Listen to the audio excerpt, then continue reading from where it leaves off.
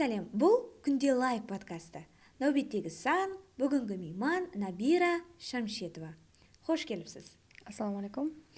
Бүгінгі мейманымызды біз де жақыннан танымаймыз, ал бүгін сізбен танысамыз. Себебі Инстаграм тармағында күнде лайк аккаунтымыздың дайректіне сондай бір өміріндегі қиыншылық дәуірлерінің азырақ күнделігінің бетлеріменен бөлісіп кеткен екен, ал бүгін біз оның ізін, яғни күнделігінің ізін оқығымыз келіп, бүгін мейманға шақыруға мәсір болдық. Кеуіл кипиятлар, жақсы ма жапа? Жақсы, рахмет. Тайымыз ба? Таярмыз. Сүйсініп, сағынып, еслейтін бақытлы балалық болды ма? Әулемар, ассалаумалейкум. Сіздің су көрсетуіңізге өз ұсынысымды білдірдім. Яқты мен сен құрметлі қонақ етіп шақырған үшін рахмет. Сұрауға келетін болсақ, балалығымдағы сүйсініп еслейтұғын уақытлар, әлбетте, әрбір инсанның ең бір қайтқысы келіп тұратұғын дәуірі, бұл балалық дәуірі. Оны жас өткен сайын қаттыға күмсейміз, адам құсы оны барғысы келеді. Ең бір қайтқым келетіғын дәуір мектеп дәуірлерім. Қатта жақсы өткен, ата-анам, біздер 2 қыз 2 ұл өскенбіз. Сол уақытларға ғана қайтқым келеді. Мектеп дәуірлеріме қайтқым келеді қатты. Олай болса, подкастымызға бір тема қойып алсақ. Тұрмыстан кейінгі шектеулерге сіздің көзқарасыңыз.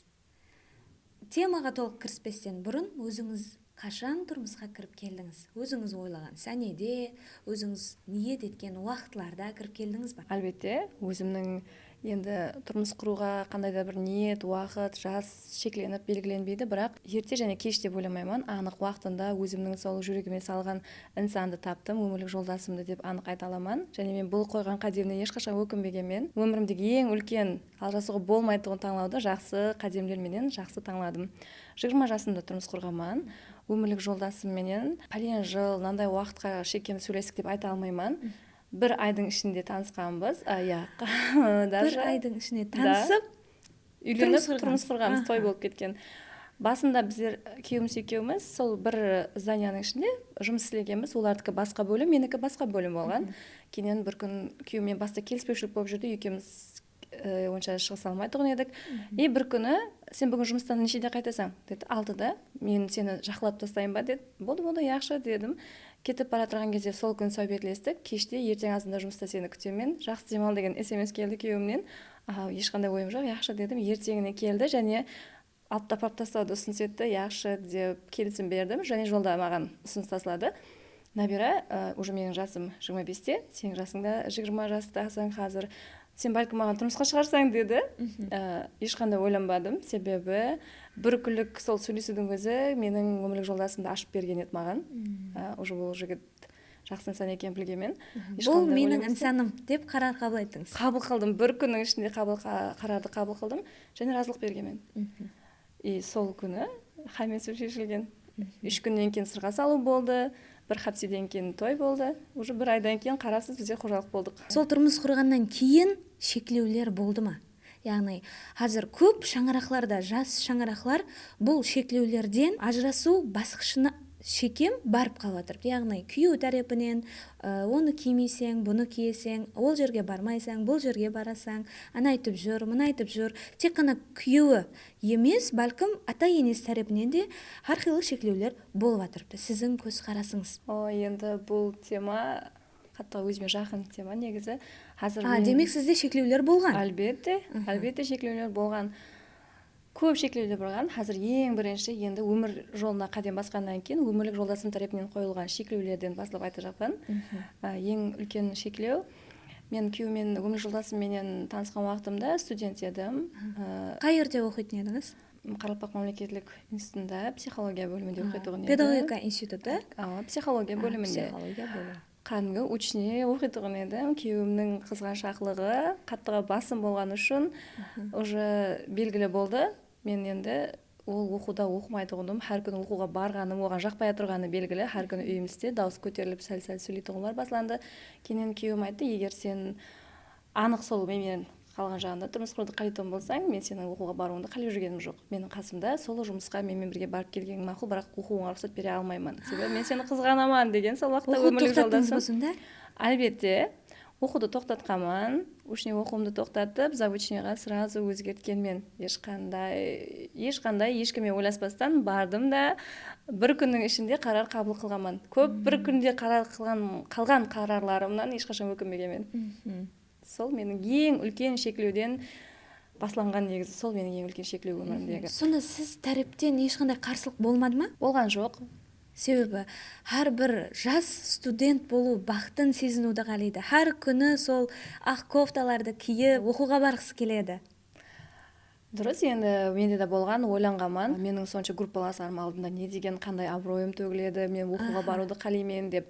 Бірақ тарезге қойып қарасам, менің жанымда табылатын инсан, өмірімді сол инсанға байлағаннан кейін оның әрбір қарарын мен жақсы қабылдауға мәжбүрмін. Сонда нешінші басқышыңыз? Екінші басқыш.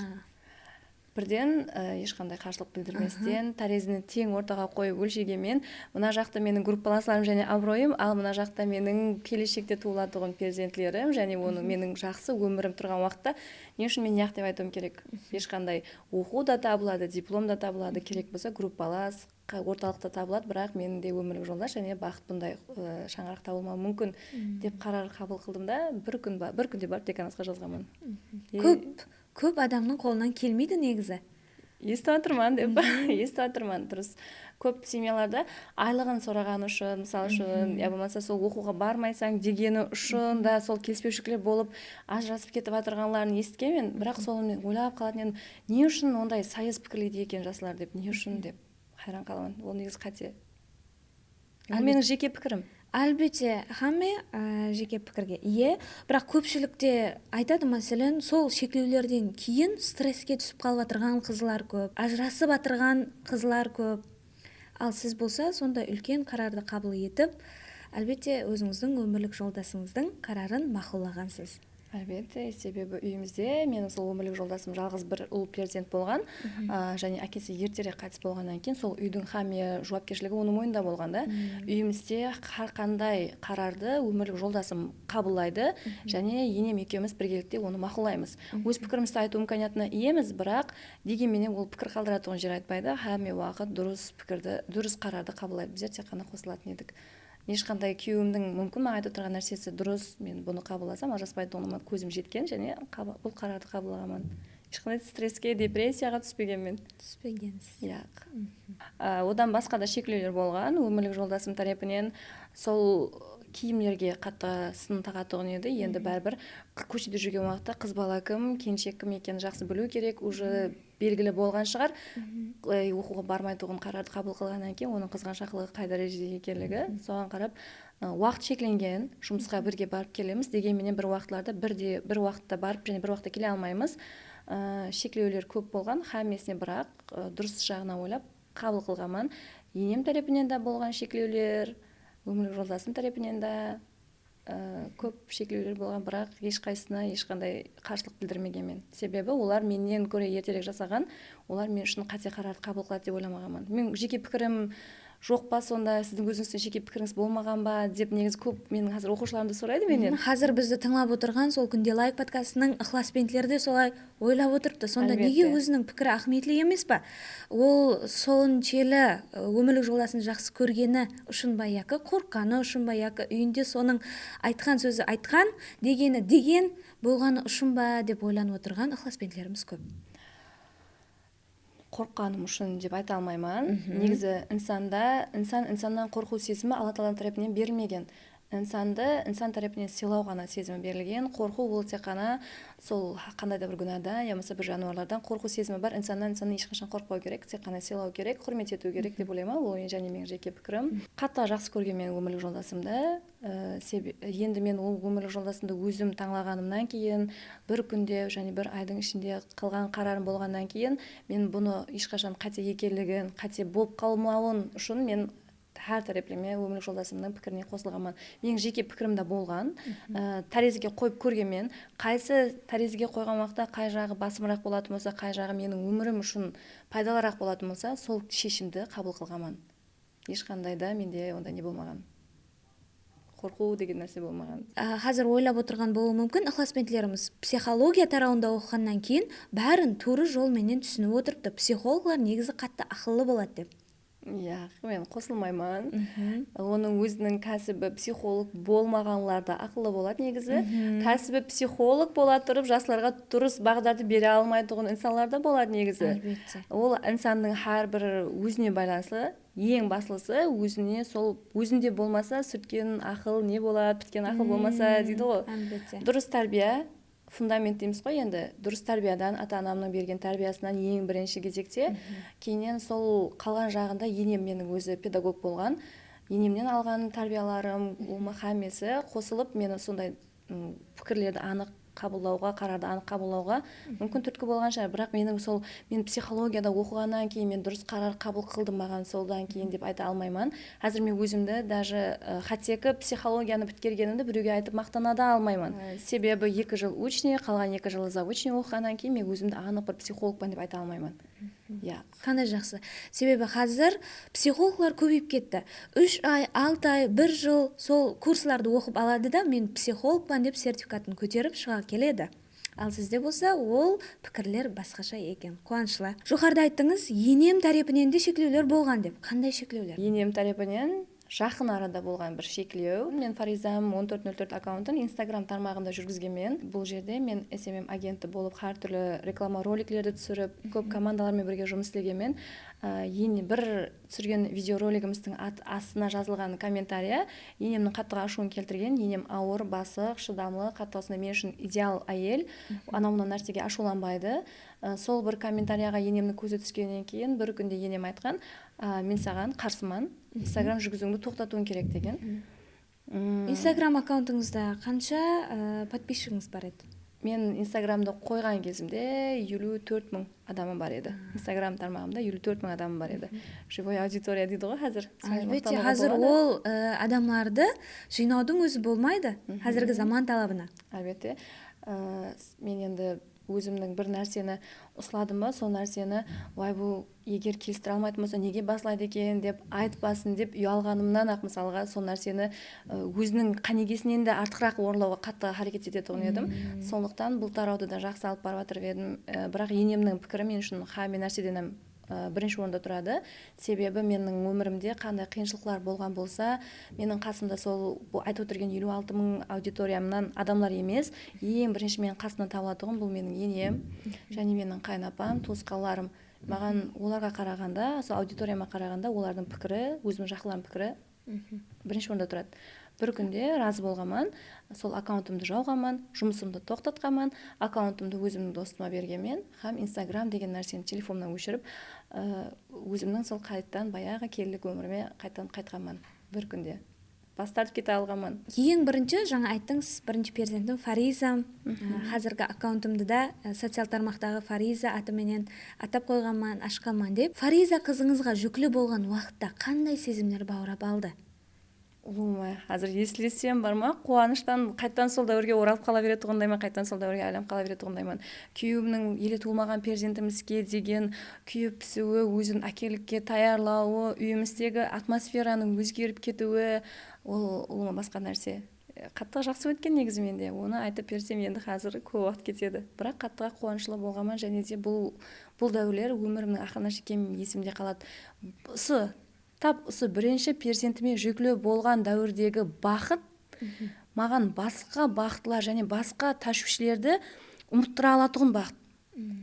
Егер маған менің өмірімде қандай да бір қиыншылық, я болмаса бір қандай да бір қапа болатұғын жағдай келсе, мен демде сол бірінші перзентіме сол жүклі болған уақытымды еске алсам, ұмытып кетемін да, жауап кетеді, мен нәрсені жауап кете алады. Мен өмірлік жолдасыма өкпелесем де, басқасы қылсам да, сол маған 1 жылдың ішінде берген бақыты хаммесінен үстін тұрады. Қаттыға қуанышлы дәуірлер болған. Негізі неше перзентіңіз бар? 2 қыз перзентім бар. 2 періштедей қызларыңыз бар? Әлбетте. Екінші перзентіңіз? Самира.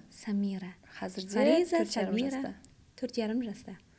Екеуінің ортасы 2 жас, үлкенім 6,5-да, екінші қызым 4,5 жаста қазіргі уақытта. Екеуі де балабақшаға барады. Жақсы, әжесінің қызлары, үлкені әжесінікі, кішкентайы біздердікі дегендей сондай. Өзі шаңырақта сол кеса сынбай, қазан табақ тықырламай тұрмайды. Себебі бұл шаңырақ. Сіздің де сол шаңырағыңызда келін болып түскен дәуірден басылап, екінші перзентіңізді дүнияға келтіремен дегенге шекем қандай да бір келіспеушіліктер болды ма? Әлбетте, енді әйел адамбыз ба, әйел болсын, еркек болсын, әрбір адамның өзінің психологиясында болады ғой. Бірінші жүклі уақытында болған ітібарды екінші жүклі болған уақытында да талап етеміз негізінде. Ол нәрсе болмайды, бірақ көп жастарға айтып қояйын, ондай нәрсе болмайды, күтіп жүрмең. Себебі бірінші жүклі... Көпшілікте болмайды. Айырымlarda негізі болады. Көпшілікте болмайды. Егер болмай қалса, қапа болып жүрмең дей жақ едім негізі. Болмай қалса, қапа болып жүрмең. Себебі бұл нәрсе уже сіз бірінші перзентіңізге жүклі болған уақытыңызда сіз таза келіншексіз, сіздің организміңізде бірінші нәрсе болып жатырған, һәм сізге жан-жақлама қолдап қуатлайды, көмек береді. Сіз алақанда әлпешленіп, бірінші жүклігіңізді солай өткересіз. Ал екінші жүклі кезіңізде енді ол екінші баласы ғой деп ешкім тастап қоймайды. Бірақ уже адамдар үйренеді, ол бірінші перзентін туды, екінші перзентінде уже оның стажы бар. Арқайын өзін-өзі еплеп кете алады дейді. Бірақ біздер әйелдерде сондай жүклі уақытта болады. Неге маған ешкім қарамай жатыр, неге менде ондай болмай жатыр деген нәрсе болады. Күтеді. Әлбетте, себебі жүклі болған уақытта әйел адамдардың психологиясында азандай өзгеріс болады. Сол уақытларда ондай уақытлар менде де болған. Енемнен, күйеуімнен бірінші перзентімдегі ітібарды күткенмен мен де бірақ ондай болмаған. Неге болмады деп ұрыс шығармағанмын. Бірақ енем бір күні енеме айтағыма отырып, мама, мен неге бірінші перзентім кезінде Нұрсұлтан маған қатты ітібар беретұғын еді. Қазір екінші перзентімізде маған ітібар бермейді. Мен сол нәрсені күсеп жатырмын. Мен үйде отырған адам болсам дегенмен, сол уақытта енем анық тынық қылып түсіндіріп айтқан, басқа бұл сезіммен де қайталанбаған. Негізі менде бір күнде қарарлар қабыл қылынады. Қандай етіп тынық қылып нені түсіндірді сізге? Біріншіден, ол еркек адам, үйіміздің бағушысы. Ол қазіргі саған бірінші перзентіне жүклі болған уақытында ол өзін әкелікке таярлап жүріп еді. Не істеу керек екенін үйренбеген. Һәмен нәрсені бар ітібарын саған беретін еді. Қазір ол бір перзенті жоқ, бірінші перзентіне таярланып жүрген әке емес. Ол қазір уже стажы бар әке. Оның қазір мойнында жауапкершілігі көп балам. Ол бір перзенттің әкесі, әйелі бар, анасы бар. Уже ол және екінші перзенттің әкесі болайын деп тұрыпты. Ол мойнындағы жауапкершіліктің және бір есеге көтеріліп жатырғанын сезініп жатырыпты. Сен қандай ітібарды күтіп жатырған болсаң, өмірлік жолдасың да сенен сондай қолдау күтіп жатырыпты. Балам, сенің қасыңда мен барман. Саған қандай да бір керек нәрсе болатын болса, маған айт, екеуміз біргелікте соны шешеміз. Еркек адам дүздің адамы. Егер сен келген уақытта қабағыңды үйіп, ашуланып күтіп алатын болсаң, өмірлік жолдасыңның жұмысы жүріспейді. Және күйеуілік кейпиятына да ол тәсір етеді деп енем түсіндірген. Кейіннен барып отырып ойланғанмын, бұл дұрыс екен. Әлбетте. Қандай жақсы пікірлерді білдіретұғын. Әлбетте, енеңіз педагог деп айтып едіңіз, Әлбетте, бұл педагог болсын, ол инсан, яки шпакер, яки басқа кәсіптің маманы, ең басысы сондай бір жасылайынан алған тәрбия, олардың рухи дүниясы байлығының есабынан. Әлбетте. Біздердің менталитетте бикеш, қайнапалар, қайнағалар деген инсанлардың да рөлі үлкен болып кетеді. Ал сіздің шаңырағыңызда сол инсанлардан қарым-қатынас қандай болды? Сіз тарифке, сіздің шаңырағыңыз тарифіне? Менің өмірлік жолдасым жалғыз бір ұл бала, 2 қайнапам бар, бекешілерім бар, бірақ үйде жатып оқитұғын еді, енемнің сіңлісінің ағайын бекешілеріміз де болған үйімізде. Бірақ мен енді һәмесі тәрбияға, фундаментке байланысты деп айтып өттім ғой сөзімнің басында. Мен өзімнің үйімде қандай тәрбияны көрген болсам, бұл жерге келіпті сол тәрбияны көрсетуге харекет еттім, және мен бұны епледім деп арқайын мақтанып айта алсам болады. Себебі менің сол өзімнің қыз үйімде жеңгелерім болған, һәмесі біздерге қандай құрмет көрсететұғын болса, ағжағаларымызға жеңгелеріміз қандай құрмет көрсететұғын болса, мен соны келіп қайталағанмын, және һәмесінің күйеуіне шыққанмын. Менде қазіргі күнде 2 қайнапам бар. 2 қайнапам, екеуі де қазір үйлері бөлек, бірақ сол сіздің айтып отырған темаңыз дұрыс, үлкен рөл ойнайды. Қайнапа, бекеш дегендер, сол көпшілік жастар қазір, менің жасым енді үлкен емес, бірақ қазір тұрмыс құрып отырған келіншектеріне, жас қызлардан сөйлессең, қайнапаларын, бекешлерін, қайнағаларын, енесін, енді Құдай сақласын, қайнатасын бір атасынан қалған жаудай қылып көрсетеді. Ал саған не болып жатыр десе айтады, ай қош енем қоймайды. Қош бекешім сондай дейді. Негізі ол қате пікір. Құрметлі жаслар, сіздерге айтатыным деймін ба? Айта егер сіз сол өмірлік жолдасыңыздың күйеуінен шыққыңыз келетұғын болса, өмірлік жолдасыңызды жақсы инсан деп таңлаған болсаңыз, оның атрапындағы оның туысқанларынан жаман инсан шығады деп ешқашан ойламаң. Себебі сол орталықта өскен жігіт, солардан тәрбие алған, соларға қарап өскен жігіт, енді оның ағасы, яки жеңгесі, яки бикеші, яки ата-анасы жаман болады деп ойламаймын. Олар да қазір соны жақсылап түсінсе жақсы болар еді. Ең баласы ауырса да, мысалға баламыз ауырып қалады ғой, немесе қандай да бір мереке болса да, не болса да, сол біздерді өзімізге жақын көріп жүрген инсандарымызға қарағанда, сол қайнапа, бикеш, жеңге, ене, ата дегелер бірінші сапта тұрады. Соны жақсылап білуіміз керек. Негізі ең жақын инсандар тұрмысқа шыққаннан кейін сол өзіңнің күйеу тарапың болып кетеді. Әрбір әйелге сондай негізінде. Ол жеке пікірім және. Сонда сіздің шаңырағыңызда қарсылықтар болмады. Олармен сіздің қарым-қатынасыңыз жақсы болды. Және мен бұны даналыққа және сол фундаментке, тәрбияға апарып тақағым келеді. Сол менің депрессияға түсіп, өзімді өзім жойтып қойған уақытымда өзімнің сол ішімдегі білмедім, ал қаяқтан пайда болғанын, өзімнің сол мінезімді азғана қайнапама көрсетіп қойған жерім бар. Бірақ мен қаттыға қорқаман, енді арам суып кетеді, болды, мені қабылдамайды, маған өкпелейді деп. Бірақ ешқандай да ондай болмаған. Істеген ісіңізден өкініп жүргенсіз? Әлбетте қаттыға өкінгенмен, сол моментте өкінбегенмен әрбір инсанда болады, яқ менікі дұрыс, мен ішімдегін айттым, менікі дұрыс деген нәрсе. Бірақ уақыттың өтуіменен адам азғантай ойланса, өзінікі дұрыс па, яки қате ма, соны біліп алады. Сол уақытта білгенмен менің қылған ісім қате, бұны білгеніме сезіндірген қайнапамның өзі болады. Сонда біздердің өмірімізде қиыншылық уақыт дәуір болды. Сол уақытта һәмеміз өзімізді қайттыға жойтып алдық.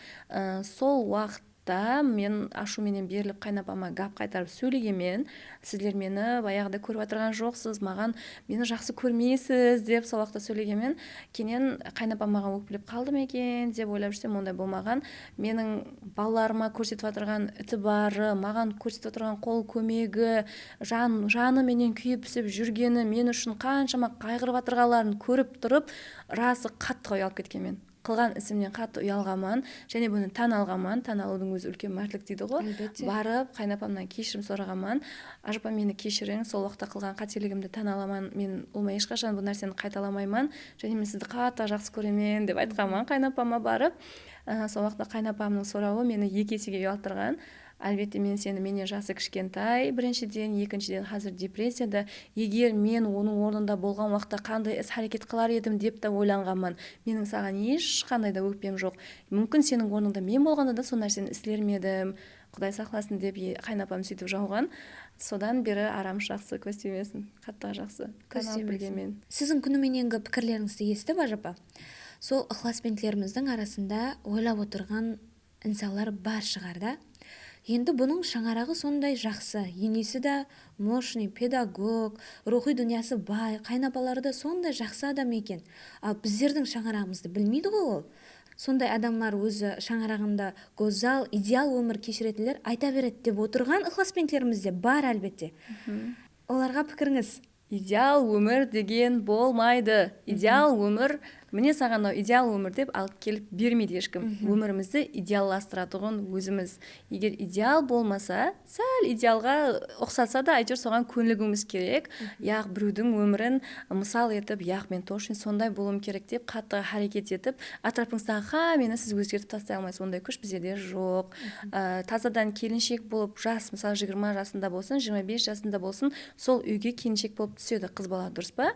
Кейіннен ол үйдің енесі болады, жігіттің анасы қазір 60 жаста деп есепласақ, ол 60 жыл өмірін сондай қатал мінезбенен, сондай өзінің характеріменен жасағанда, енді сол қалған 30 яки 40 жыл өмірін тазадан келіп отырған келін үшін бұл мінезін өзгертпейді. Оларда уже жас, 50 жас адамға мінезін өзгерту қиынырақ болады. Оны қалемейдідер. Біздер 20 жастамыз, 25 жастамыз, жас келін болып түсіп отырмыз ғой. Жасларда бейімдесу жас үлкенге қарағанда тезірек болады. Сіз өміріңізді енеңіз үшін ақ өзгерте қойын, характеріңізді сіз өзгерте қойын. Сол меніңше мақұл. Менде де сондай болған, және мен бұдан өкінбегенмен. Қазіргі жастарға да, енді тұрмыс құрып отырғандар да соны айтқым келеді. Және ішіндегісін достарына айтады деп отырсыз ғой. Негізі ішіңіздегін достарыңызға айтқаныңыз ол дұрыс шығар бәлкім. бірақ мен бұны мақұлламаймын, бұл менің жеке пікірім. Енді мен бұл мақұлламайды екен деп мен өзім менің айтқанымды қылмайды, менің өз жеке пікір болады ғой. Әлбетте. Себебі достыңыз сол атмосферада сол аурада жасап көрген жоқ. Бұл біріншіден. Ол болып отырған машқаланы сіздің достыңыз барып шешіп бере алмайды. Ол екіншіден. Үшіншіден, достыңызға сырыңызды айттыңыз ба? Айтады ғой, екі тістің арасынан шыққан гәп 40 елге тарайды деп. Соның үшін ләжі болғанынша сол машқала кімменен болып отырған болса, туырдан туыры барып, сол адамның өзіменен шешкеніңіз мақұл. Әлбетте, достыңа яки қандай да бір инсанға ішіңді босатып, бір жеңіл тартаман деп ойлағанменен, ол инсан сенің сол ситуацияңды бастан өткермегеннен кейін саған дұрыс ақыл, дұрыс жол көрсете алмайды. Қазір сол айтып жатырмыз ғой, достымызға барып сырымызды айтамыз деп не. Және бұның қате пікір екендігін қазір сізге бір сөзбен дәлелдеп бермекшімін.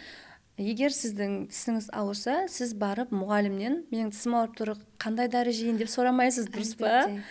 Сіздің я болмаса балаңызды қайсы мектепке бару керек екенін барып таксистпенен ойласпайсыз, яки бір банкта істейтін жұмысшымен ойласпайсыз.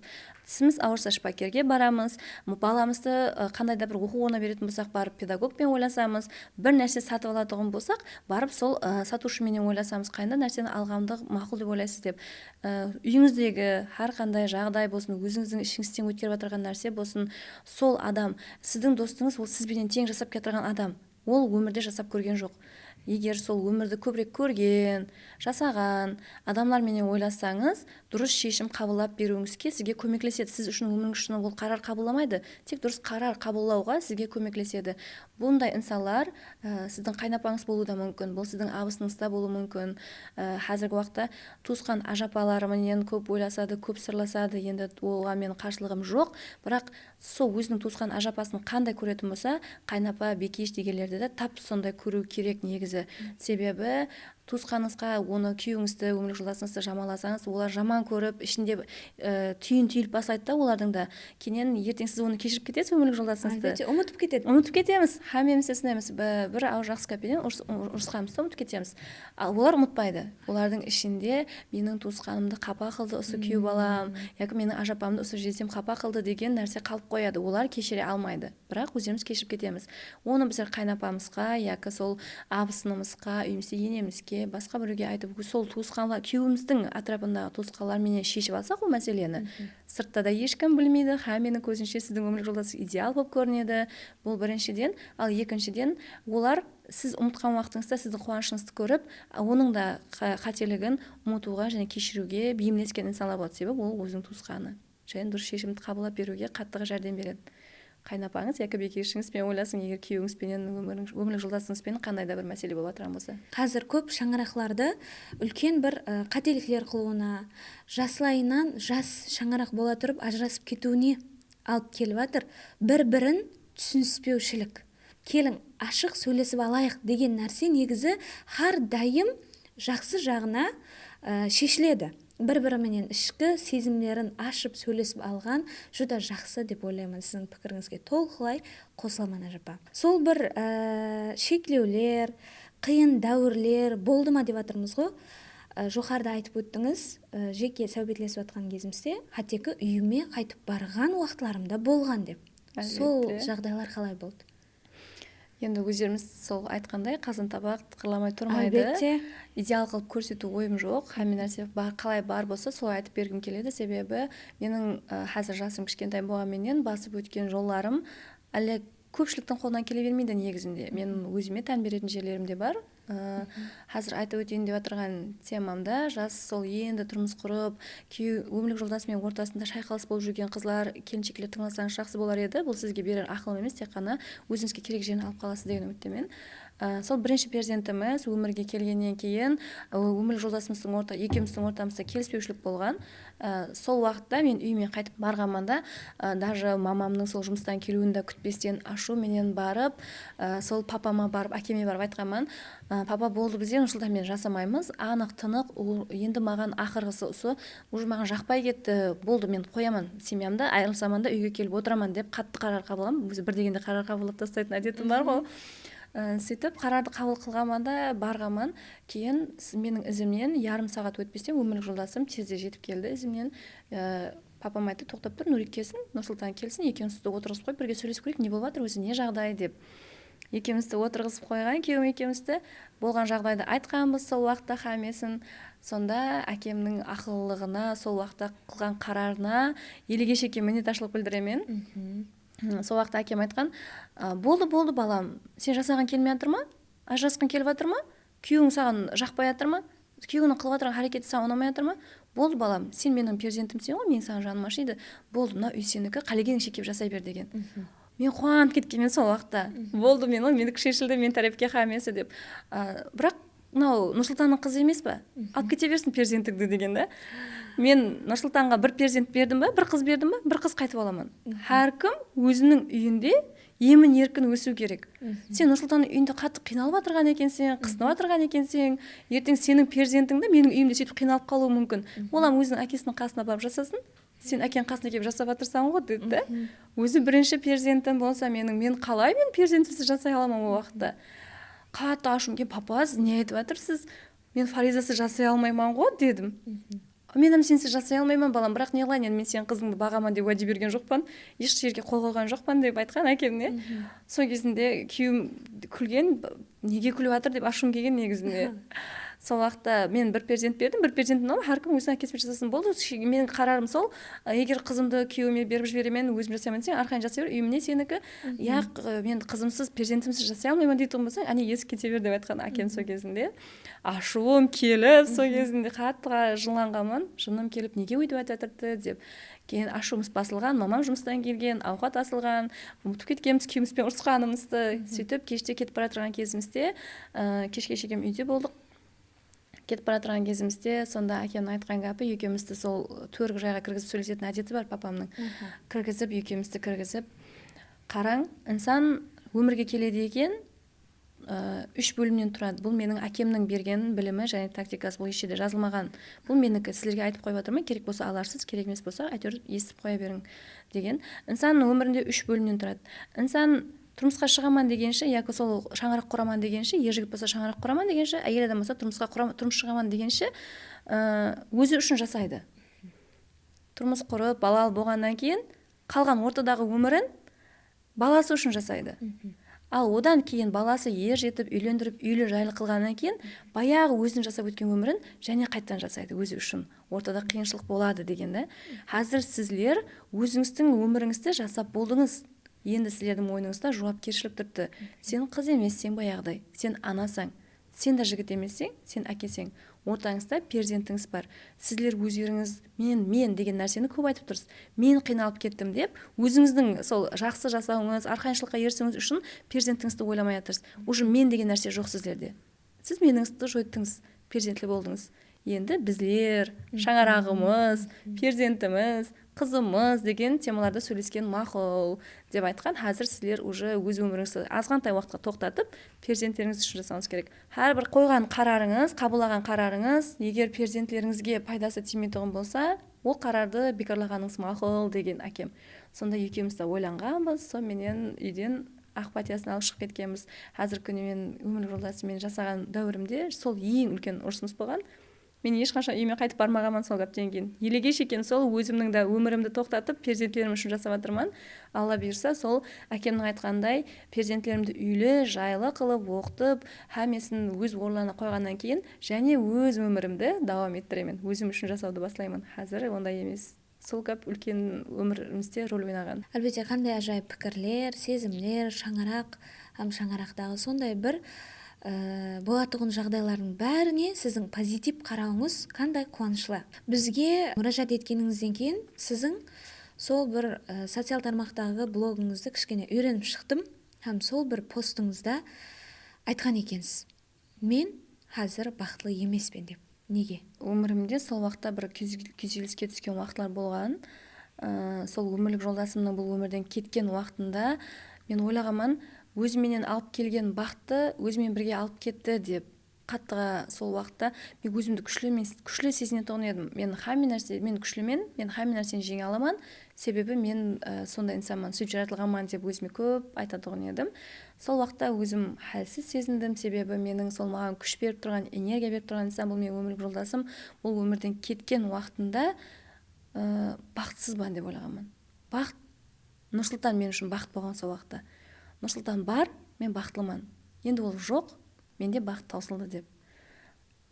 Инсан бір өзінің жақынның жоқ екенлігін не көнігуі мүмкін, үйреніседі және бейімдеседі, бірақ ешқашан оны ұмытпайды. Енді ойланып қарасам, қазір енді уақытлар, жылдар өткеннен кейін мен сол уақытта қате пікірлеген екенмін. Уақытынша бақытсыз болып тұрған шығармын, бірақ қайтадан қазір жоғалтқанларымды, қасымда барларды, сол барларды жоғалтып алмауды сезінгеннен кейін, Аллаға шүкір, мен қазірде бақытлы екенмін. Бірақ сол уақытларда бақытсыз болғанмын. Бақытты анық түсінбеген уақытым меніңше сол уақыт. Өмірлік жолдасыңыздың дүниядан өткеніне қанша уақыт болды? 2 жыл. Қазірде 2 жыл уақыт болды. Сол 2 жылдың ішінде мен көп нәрселерді үйрендім. Қазір мысалға мен сұрауды маған түскен уақытта жылап жіберсем деп салфеткада алып тайланып отырып едім, бірақ бұл теманы қайта-қайта айта беріп, еслей беріп, уже мен көзімнен жас шықпайтын дәрежеге келдім. Күшлі әйелге айландым деп айтсам да болады. Мені күшлі қылған бұл менің үлкен қызымның маған берген сол бір көрінісі. Біздер екеуміз бір күн, үлкен қызым екеуміз таксиде кетіп бара жатырмыз да. Таксист кәдімгі громкий қойып сөйлеседі, таксиде телефонды, дұрыс па? Телефонды громкий қойды, үйінен звонок келді, алды. Папа қашан қайтасың деп қызы сөйлеп тұрыпты да. Ау балам, қазір қайтаман, осы клиентімді түсірсем, уже қайтаман деді. Сонда айтады, папа онда қайтқан кезіңде йогурт алып кел, яқшы ма, маған да әкел, үкеме де алып кел деп отырыпты да, қызы әкесіне айтып отыр таксистке. Менің жүрегім деген зу етті сол уақытта. Енді оны менің қызымның құлағы естіп отыр ғой. Деп қызыма қарасам, жасы еле сол кішкентай жаста, 4,5 жаста, ал жаспасам, көзінен деген жасы айланып тұрыпты да, қызым сол дәрежеде күшлі, енді көзінен жасы айланып жатыр, көзін жұмса шығып кетейін деп тұр. Бірақ маған білдірмеу үшін айнаға қарап, таксидің теріс жағына айнаға қарап, естпегендей болып тік ұстап отыр да, өзің қызым деп не. Сол күннен басылап мен сондай күшлі перзенттің анасы екенмен ғой, менің қызым өзінде сондай адамлардың алдында көзінен жасын шығармауға күш тауды, мен неге талмасқа деген пікірді қабыл қылғанмын. Содан бері жыламауға харекет етемін. Менің қызымда сол нәрсе бар. Қазір оларға негізінде айтпағанбыз. Папаңыз, менің күйеу өмірлік жолдасым, бір күнде ол дүниялық болып кеткен, ешқандай ауырмаған, больница жатпаған, сол аварияда болмады. Көпшілік авария болмай тұрса, авария болған жоқ. Қазір бір анық айтып тастаймын, кейін қайталап сол көпшілік сұрап жүрмеу үшін. Өмірлік жолдасым спортсмен, күшлі, правильный питание қылатын инсан еді. Бір күн түнде келді, ұйқылады, и таңғы 3:30-ға шейін сөйлесіп отырғанбыз да. Менің өмірлік жолдасым сондай қатты қол, енді бір еркек, бір инсан үйді басқаратұғын, сол үйдің қай нәрсесі бір өзінің мойнында болғаннан кейін, ондай ашылып айта бермейтұғын, сондай ауыр мінезді адам еді. Маған ешқашан сол істеген ісім ұнап тұрғанын білсем де, мінездашылық білдірмеген. Тап сол күні, сол залдағы көрпешені жинап жүрсем, өмірлік жолдасым қасыма келіп айтады да, Набира, мен саған разымын. Егер еркек адам әйелінен разы болмайтұғын болса, жәннетке кіре алмайды екен, деді күйеуім. Мен хайран қалдым. Сонда сіз не мола болып кеткенсіз ба деп ойнап әзілдесіп қойдым сол күні. Қаттыға қуандым. Маған сол гәпті айтқаннан қаттыға қуандым. Енді білдірмедім, бірақ мен де енді төсекілін жинап өзімше білдірмегенге салып, өзімді жүрдім. Сол күні таңғы 3:30-ға шекем екеуміз сәубетлескенбіз. Ананы айттық, қызларымыздың келешегін айттық. Өмірлік жолдасым сол дәрежеде қызғаншақ болғанынан, даже өзінің қызларын да қызғанатұғын еді ғой. Набира, ертең егер де мен жоқ болсам, Фаризаға яки Самираға өмірлік жолдасы бір нәрсе деп даусын көтеріп сөйлеген күні, сен барып айт оларға. Дейді, мен неге айтады екен, мен сен не өзің айтпайсың ба деймін да. Енді мен мысалға сол уақытта басқа жақта болып қалсам, дейді, сен барып айт. Ондай қылып ешқашан менің қызларыма сөйлемесін. Себебі ол менің қызларым дейді. Сіз өзің сөйлейсіз ғой біреудің қызына деп ойнап айтып қойған ма, әзілдесіп. Болды, Набира, қой, сен сол гәпті айтайықшы ма, ешқашан сөйлемесін, менің қызларым, ол тек менің қызларым. Менің қызларым басқаша деп сол кезде айтатын еді. Қызғанатын еді. Еле болмаған күйеу балаларына қызғанып, таңға жекем, 3:30-ға жекем сәубетлескенбіз. Кейін қой сағат 3:30 болып қапты, азында сізге сәлік таярлап қояйын, өзіңіз аузыңызды аша берің, мен залға барып қызлардың қасына барып ұйықтайын дегенмен де сол спальныйдың есігін жауып, залға қызымның қасына барып ұйықтағанмын. Таң атқан, 9 болып кухняға барып, қыздардың завтрагын жегіздім. Бұл не, сәлік жемеген, жұмыстан шаршап келген ба, ұйықтап қапты ғой, оятайын деп қыздарды садикке жіберіп спальныйдың есігін ашып жібергенімді білемен, өмірлік жолдасым көзін қаттыға жұмып алған, өмірден мәз, күліп жатырды да. Мен ойлағаман, неге бұның реңі, денесінің реңі өзгеріп кеткен, кеше балалармен отырды деп еді, мүмкін отравление болып қалды ма екен деп ойлап отырман да. Қасына барып деп түрткен кезде ғана білгенмен ол дүние алып болып кеткен. Бір күнде 3:30-ға шекем отырғанбыз, 3:30-да мен қоштасып басқа комнатаға шығып кеткенмен, 9-да барып ашып отырман, өмірлік жолдасым ол дүние алып болып кеткен. Қатты қиын нәрсе болды сол уақытта, бір күнде болғаннан кейін. Айтайын дегенім, қызларымыз түнде әкесін көрді, азында садикке кетті. Кеште келген жоқ, әкесі алған жоқ садиктен.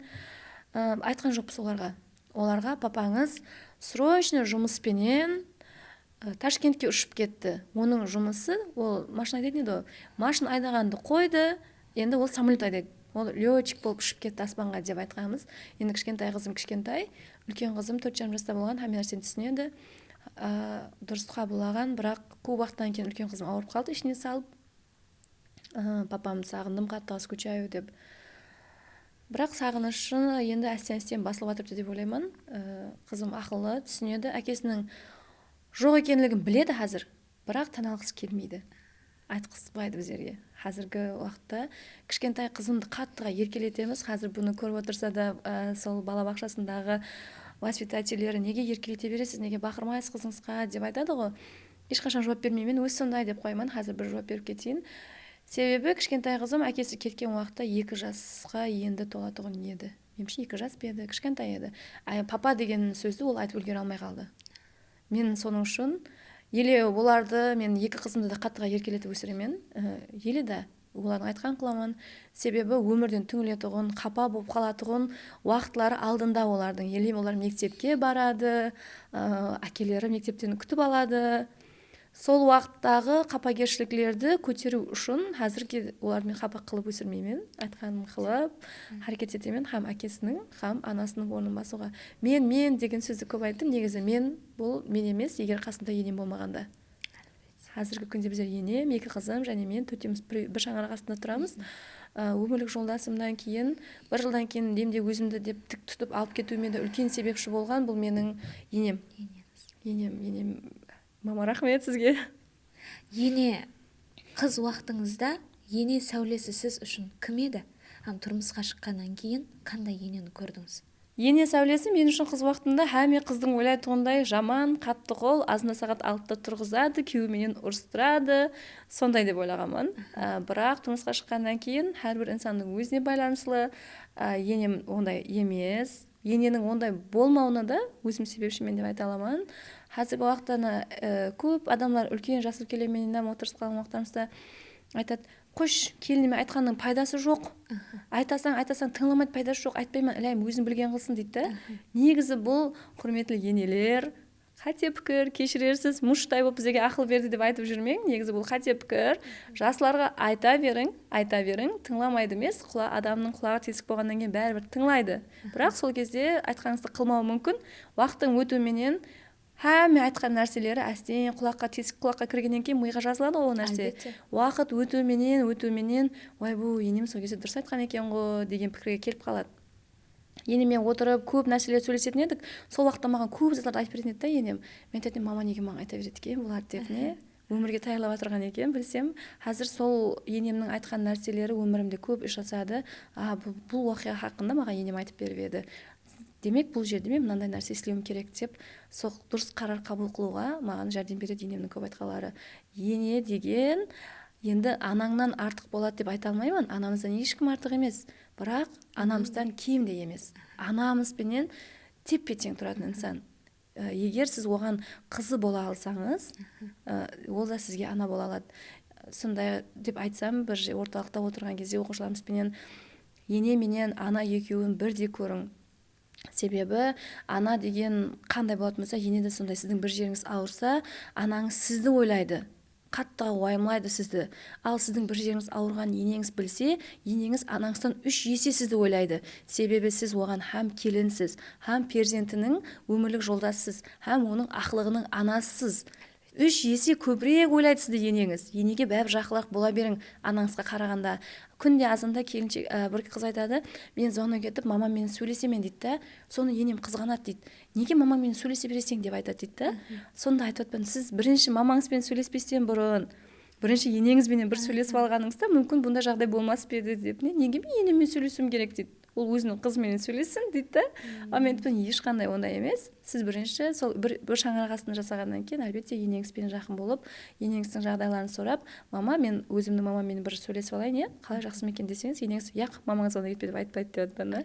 Соны негізі енеге жақын болу керек. Енеңіз сізге қандай нәрсе істей берсін, сіздің гәпіңізді мақұлламасын, сіздің істеген ісіңізді жақтырмасын, сіз кек сақлап, оның үстінен сын айтатұғын ол біз яки сіз емеспіз. Себебі ол біздің өмірлік жолдасымыздың анасы. Менің енем дейді, менің сыртымнан қызларына өсек айтқан дейді. Сондай, сонымен келіп енеме айтып келсем айтады, не бопты дейді, айтса дейді.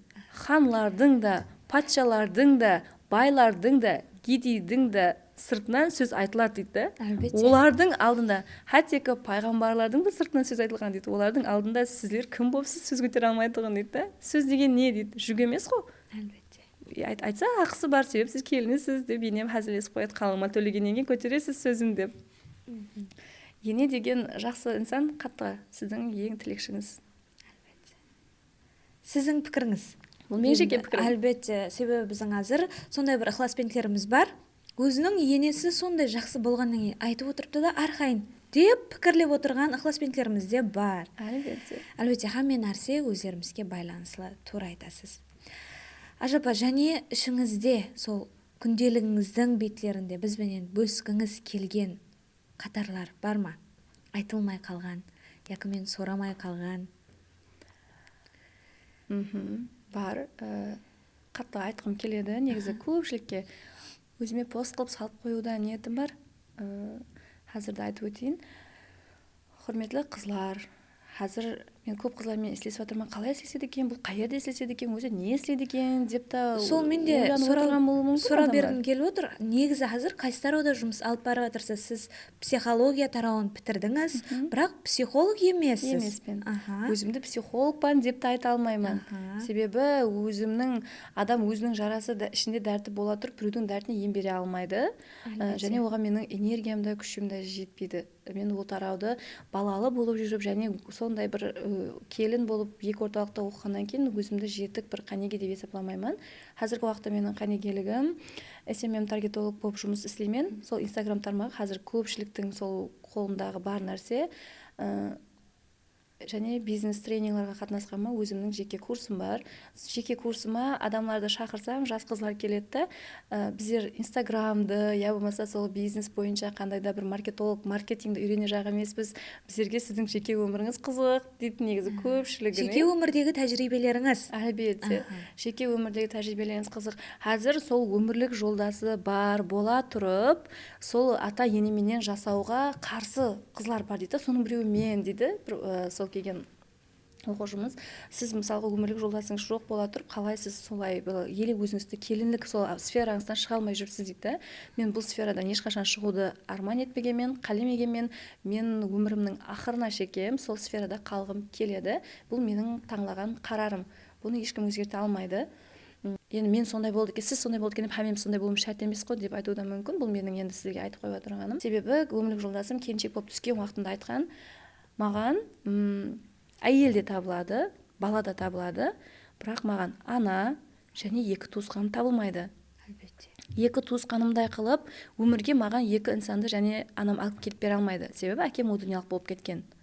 Мен ең бірінші, сен мені сыйлаған келсе, мені бақытты қылған келсе, менің күйеуімнен шыққан келсе, анамды құрметле, екі туысқанымды құрметле, одан кейін барып, маған солардан қалған мехріңді маған берсең, мен соған қуанамын дегенде өмірлік жолдасым. Құрметлі жігітлер, тек қана әйелдер емес қой қожалықты сақтап қалуда.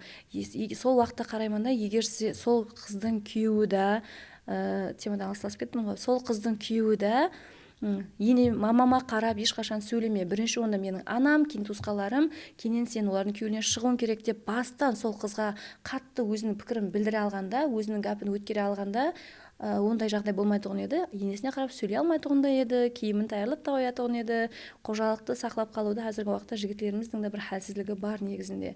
Өзінің пікірін қатты білдірсе, әйеліне сөзін өткере алса, өзінің ең бірінші туысқанларын, ата-анасын сыйлата алса, сонда қожалық жақсы болып кетеді. Әйел адам бәрібір өмірлік жолдасының күйеуінен шығу үшін хаммесін істейді, бірақ азғантай шыдам керек болады. Әлбетте, көпшілік ойлап отырған шығар, неге біздер сабыр ете береміз ба, неге біздер шыдам бере береміз ба, әрдайым сол ақыллы ана, ақыллы қыз, ақыллы өмірлік жолдас болуға тек біздер тәріптен жүріс болады ма деп ойлап отырған болуы мүмкін. Әлбетте көп нәрсені негізінде хаял адам шешеді. Хаял адамға көп нәрсе байланыслы. Рахмет ажайып сол пікірлеріңіз, һәм өмір тәжірибелеріңіз бенен яқ деместен келіп, өзіңіз бірінші ұсыныс жасағаннан кейін де біз қызықтық сіздің күнделігіңіздің сол кейінгі бетлеріне. Һәм мен тек қана ықыласпен тілер үшін деп те айта алмаймын, өзіме де көп нәрсені алдым. Әлбетте ықыласпен де өзіне керек жерін алады. Айтады ғой, сол базарға барсаң да хамме нәрсені алып базарлық қылмайсаң ғой, өзіңе керек затларды аласаң. Сол айтқандай, өзіңізге керек жерін алың, өзіңіздің жеке пікірлеріңізді төменге жазып кетсеңіз болады. Күнде лайк подкастының сол ықыласпен тілеріне өзіңіздің жұмақлаушы сөздеріңіз. Рахмет, қымбатлы уақытларыңызды бөліп, менің ұсынысыма аяқ деместен шақырғаныңызға. Бұл ұсынысты беруіме сол бірден қарар қабыл қыламын дедім, ол бірден қарар қылған қарарым болды. Көрдім, алдымнан шықты, сіздің сол реклама ролигіңіз ақыллы әйел, ана, келін, солардың хаммесін көрдім, қарадым, мен барып көрсем болады екен деп ұсыныс білдірдім. Енді қазір сол біздерді көріп отырған тамаша көйлердің хаммесіне айтарым, көпшілігін кеше комментарийлардан оқып шықтым, жаслар құрайды екен, жаслар және жас үлкендер. Құрметлі жаслар, жас қызлар, әсіренше әйел адамның мойнына көп жауапкершілік жүкленген. Соның үшін Алла тағала біздерге еркектерге қарағанда көбірек сабыр және төзім, ақыл берген. Еркек адам ол біздердің арқамызда тұрған тауымыз. Егер өзіңіздің өмірлік жолдасыңыз болмағанда, сіз бұл дәрежеде болмас едіңіз. Ешқашан соны ұмытпаң. Алдымызда сол арқа сүйер асқар тауларымыз аман болсын. Хаял күнделігі әрдайым қуаныш һәм шатлықларға толы болсын. Бұл күнде лайк подкасты. YouTube каналымызға ағза болың һәм күнде лайк басың.